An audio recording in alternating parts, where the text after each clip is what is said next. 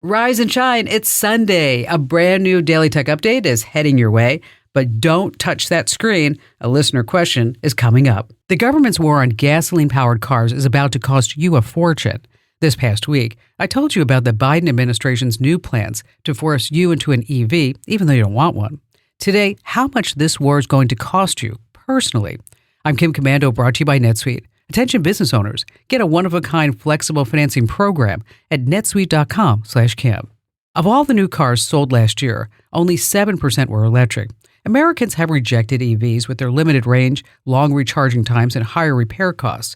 But even though you don't want an EV, the new Environmental Protection Agency rules set the emission standards of gas-powered vehicles so strict that the cost of gas cars will be driven up to a point that they're no longer affordable. Right now, the 5-year cost of operating a gas-powered car is $74,000. For an EV, that jumps by almost $20,000 to $93,000.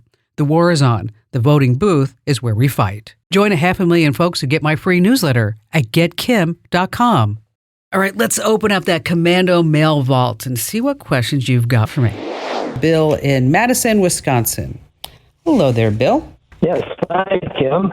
Welcome. Nice talking to you. Thank you. Kim, I read your article in the latest AARP magazine. Oh, well, thank you for doing that. Yep.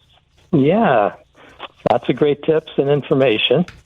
I'm looking at it right now, and in there you say you use Wi-Fi mesh networks. Yes. And that's something that I think might work for me. Okay, so what kind of internet do you have? I have satellite. Okay. And who's your provider? A satellite ISP. Viasat. Okay. And then what's the typical speed? Laugh. Slow. It's 12. Oh. Well, okay. Well, sometimes I'll get up to 17. Oh. Okay. I'm sorry for you, Bill. I am. I'm sorry. I know. I know. Have you looked at Starlink? I have not. Okay. I want you to look at Starlink. Go to starlink.com. That's Elon Musk's satellites that are going all over the world. And the reason why I bring that up is that we're using Starlink as a backup for when we do some of the shows from when I'm not here in Phoenix. And let me tell you, Bill, coming down, it's about 150. And then going back up, it's about 5. So you're going to go from 12 to 15 to 150 or 5. Your mileage may vary, but Starlink is pretty amazing. And then, of course, you're going to put the mesh network. Euromesh Wi-Fi system is amazing. You just need that 3-pack. That's what we're using. And it's about $160, $70, and it's really easy to set up. Now, the Starlink, what I want you to do is to look at the price, and I didn't go through that with you, but it's $600 for all the gear, and then it's about $110 a month. But you have a really bad internet connection coming down. I think we need to fix that before we fix the router situation. So take a look and see if you can get Starlink.